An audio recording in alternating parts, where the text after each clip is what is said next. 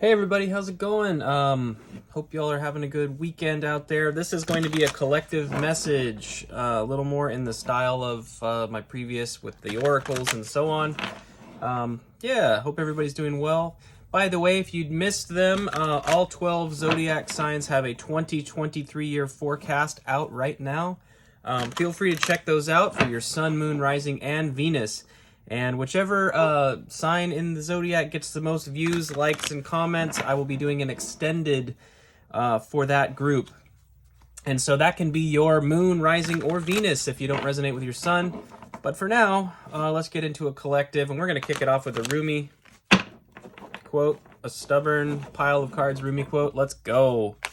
Right now, without further ado, shall we? Nothing is sweeter than the awareness of God.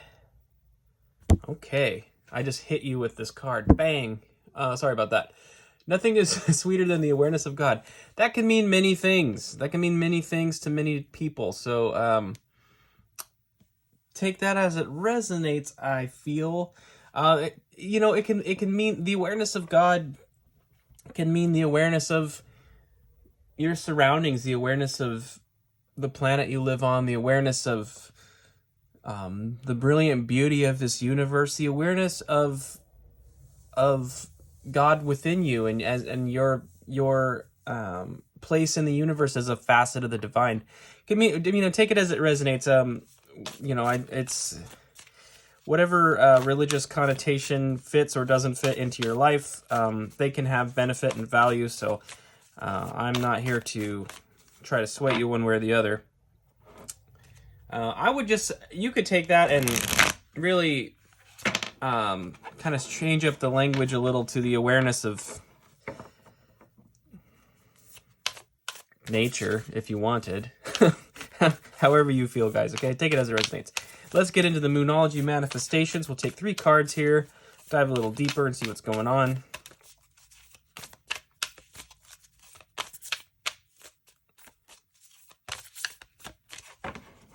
All right. New Moon in Aries. Go for it. All right. Go for it. All right. 2 more cards, please. Go for it. Detoxify. New Full Moon in Taurus. Detoxify. All right. It's got like New Year's resolution energy on it already. It's that time of year. Getting close. Believe in your good luck. First quarter moon in Sagittarius.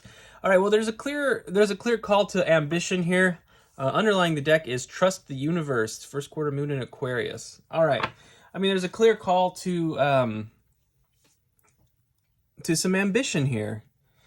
The awareness of God, again, it can be within you. You might become aware of your own divine nature and your own ability to tap into the divine and to receive divine guidance. I feel like there's a call here for a strong sense of confidence in the goals that you want to achieve. And with the full moon in Taurus, detoxify card in the middle there, for some of us it could require some grounding. It could require some sobriety.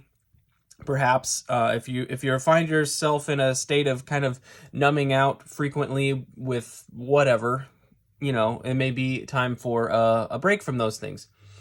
And it could be, it doesn't even have to be like physical, alcohol or drugs. It could even be YouTube videos. It could be YouTube tarot videos, dare I say.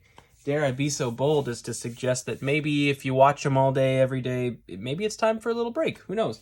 Let's see. I was going to select my tarot cards in real time here, and I think in this case, we are, you know what, we're going to do this. I have here, this is the Mystic Palette Tarot. I've only used it a couple of times. So we're taking a little risk here because I don't really know the imagery. We're going to kind of explore it together a little bit, okay? But we'll get into it right now. We want a tarot card for New Moon in Aries. There it is. Let's see what's up. 7 of Cups. So there's options. I feel like you do have some options available to you. right now. You may feel, some of them in the classic sense. It's like some of them are good, some of them are bad, some of them are wise, some of them are a little more impulsive and foolish, right?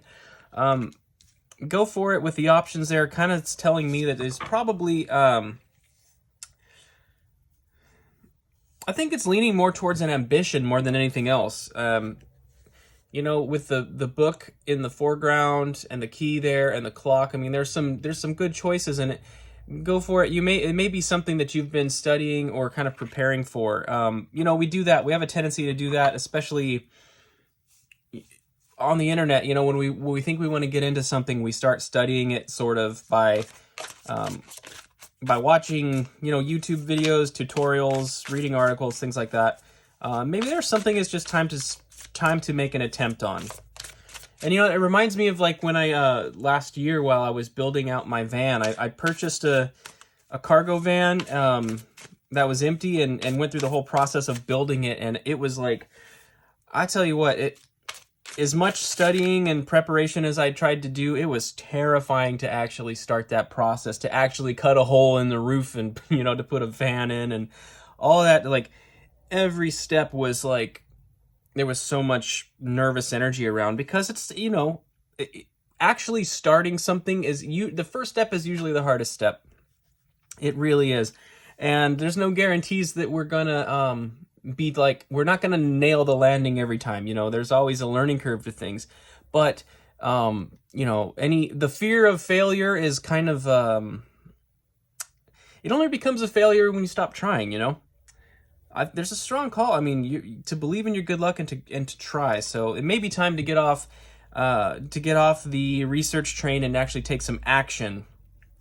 Because the Seven of Cups, it's like all of the things in the cups, they're in the imagination. They're not tangible things that exist yet. So you're choosing what to pursue in a sense. Regarding Detoxify, this flipped out on my thumb while I was talking. It looks to be the Ace of Pentacles. The Ace of Pentacles under Detoxify. It's a new opportunity in the material world. So this could very well be a physical detoxification, a diet routine or a fasting routine or a simple abstinence from, chemicals or compounds or whatever, right? I see there the two... looks like young foxes or wolves or puppies. I don't know. They're cute. And one slightly mischievous mushroom there. You see that red mushroom? It doesn't quite look like an amanita, but it does have the little speckles on it. Makes me wonder. There are... Yeah, take that as it resonates. I am a believer in utilizing plant medicines for certain therapeutic purposes. That said, I don't do that regularly, and I think I've only done that twice in my life. So I'm not if you have, and you may very well have a problem with that. The whole idea that certain psychedelic type things are only good, I feel is a little bit of a I feel like that's a little bit of a deceptive thing that proponents like to say. We're on a very specific topic here, and some of you, especially in the spiritual space, there are people that I genuinely believe are, in a sense, at least psychologically, they're addicted to chasing God, to chasing God. Nothing is sweeter than the awareness of God. Some people are out there, huffing on special compounds to try to see God in a sense, and the whole chase becomes a problem. So I don't know. Take that as it resonates. That was really specific and weird, but maybe maybe take a break from the DMT pen or whatever's going on here. Okay. Believe in your good luck. We have here the Six of Pentacles. Yes, the Six of Pentacles. Okay, the Six of Pentacles is a really nice card. I mean, it can represent investment often. It can represent balance and equity being restored to a situation. It looks like a bird's nest. You see how the woman is floating there? She's got her basket and she's putting a pentacle into a bird's nest. It's sitting on a branch and there's two birds there. And the two birds, of course, being a pair, it reminds me of communication and give and take, potentially a couple. But believe in your good luck is kind of telling me like to invest in yourself or to invest in maybe a loved one or partner. We do have the sign of Taurus there in the basket as well, which is interesting because we've got Taurus here as well. I do think that there is something, there's a call to invest in yourself. Believe in your good luck, but I think that goes hand in hand with, if you're going to believe in yourself and believe in your good luck, you're going to have to take actionable steps, which is kind of where we started the reading, right? With the actionable steps. So there's something about self-investment here that's very, very prominent in this reading. Underlying the deck here is the 3 of, I'm going to say cups. Yes, cups. There we go. Okay. I don't see 3 cups, but I see a dolphin. I see water. This is the 3 of cups. Okay, let's go with it. Very unique 3 of cups, is it not? Really what I'm seeing here is an integration. This woman, her hair is flowers, and there's deer and a stork. I mean, there's kind of like all of creation here in this picture, and it's an integration of emotional connectedness with your surroundings. You know, traditionally it's about like friendships and celebrating friends, but this is about connection with your surroundings as a whole. That's really beautiful energy, which again, you know, the awareness of God is sort of the awareness of your surroundings. You know, I am in a, you know, my personal beliefs regarding that topic is just that, you know, I look for the divine in everything. You know, I look for the divine in other people. I look for the divine in rocks. I look for the divine in trees. I look for the divine within myself. And, you know, to have that attitude towards your environment is ideally leading to a place of having love and appreciation and respect for your environment. It's pretty hard to disregard your environment when you're in that mindset. So take that for what it's worth. Something about that, you know, so as you learning to invest in yourself here, and you're making the choice to kind of go after it a bit, and you're bringing some discipline to your body in some way, treating your body more like a sanctuary, perhaps, you'll find the integration. You know, you'll really start to respect everything around you more and more. And you know, this is something I can relate to personally in a lot of ways. I find that when I get really off course, I like to do water fasting periodically. And, you know, it's difficult to start, but once you get started, it's not so bad. It's that first day that's always rough. But, you know, I like to do 3-day water fast here and there, things like that. And it's a very grounding thing for me. I find that I almost, I just become much more centered in my body and aware. But when you're able to ground like that, you do kind of create more of a intellectual or conceptual understanding of your spiritual practices rather than the feelings. You know, when I first had my spiritual awakening, I remember all the feelings I had, beginning to feel the vibrations and feeling joy, you know, within my body, like a feeling, like a real tangible vibration feeling, love and all that stuff. And I still feel those things from time to time, but I don't chase it anymore. You know, when it first happened, it was so overwhelming, and then when it stopped happening, I almost had this panic initially, like, what's happening? Am I becoming normal again? Am I losing it? It's like, no. It helps integrate those two things, because ultimately we have different facets of our being, but we're actually holistically, we're a whole organism. And so your practicality and your spirituality are really ultimately on a path towards enmeshment and becoming a unified thing. So you can find this oneness. You don't have to blast psychedelics to discover oneness, in other words. If that's the case, I don't know what's going on here, but if that's for you, awesome. We don't have to chase, in other words, we don't have to chase the emotional feelings. And I think that's what we're conditioned to do in Western society. You know, and it's even within organized religion, within churches. I mean, I remember it's like, I had an aha moment one day as a person who, you know, I was the music pastor or whatever you want to call it, the worship pastor guy, when I was in my 20s. And it occurred to me one day, I was like, oh, I didn't even know I was doing it, but I was creating an environment that was designed to manipulate people's emotions. I was like, oh, I'm manipulating people.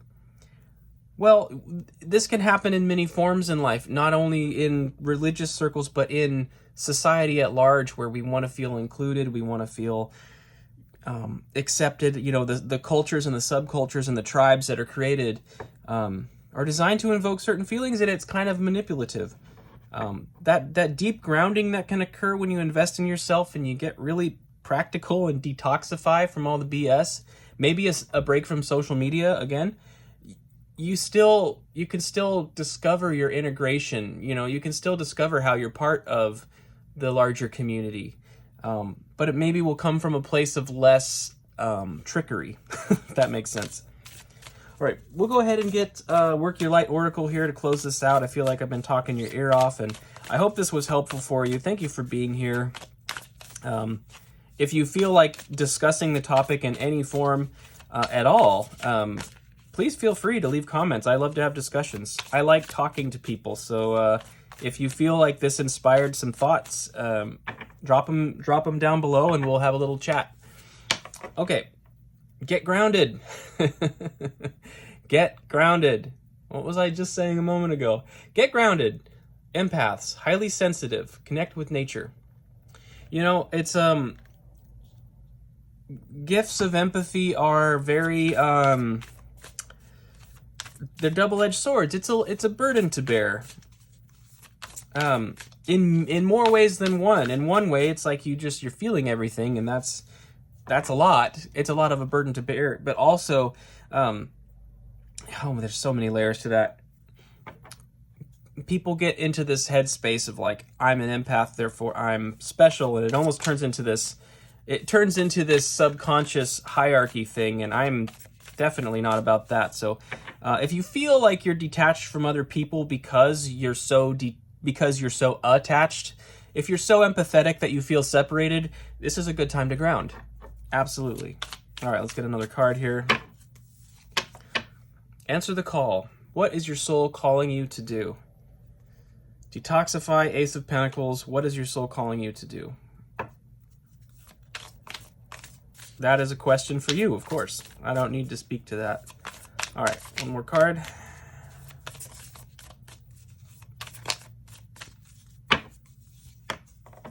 Soul family. Call in your tribe. You don't have to do it alone. Believe in your good luck. Six of Pentacles. You don't have to do it alone. And what do we see in the Six of Pentacles? We see the pair here. We see the birds together. It's a card of balance, give and take. Yeah. Very, very specific here. It's like if there is some kind of addictive thing going on here for some of you, you don't have to do it alone. Absolutely. There's certainly help available in many forms. And if that part of it resonates with you, I would just strongly encourage you to seek that out. But either way, say it's a social media fast or something like that. If you wanted to do something like that, or you just unplug for a while, get an accountability partner, get a buddy. And the fun part about it is if you want to work with that buddy, you either have to see them in person or call them on the phone. And when was the last time you had a call, like a telephone call? Like, how it's such a foreign thing. I mean, I hate to say it. It's like I barely even call my family anymore. It's text messages or whatever. It's like, man, that connection through a human voice is just important. That's kind of interesting. I'm going to be following this advice myself. I think this is a really good message that I can resonate with, and I hope it resonated for you as well, friends. So thank you for being here. Again, if you feel like chatting about any of these topics, yeah, please hit me up. I love to talk. I love to connect, right? And with that, have a beautiful weekend, everyone. I will see you soon. I'll probably be doing more collectives, and we'll be keeping kind of updated on which zodiac sign will get the extended. Again, please check those videos out if you're interested. And yeah, I'll have a see you later on. What? Mercury is not retrograding yet, but it sure feels like it. Okay, bye, friends.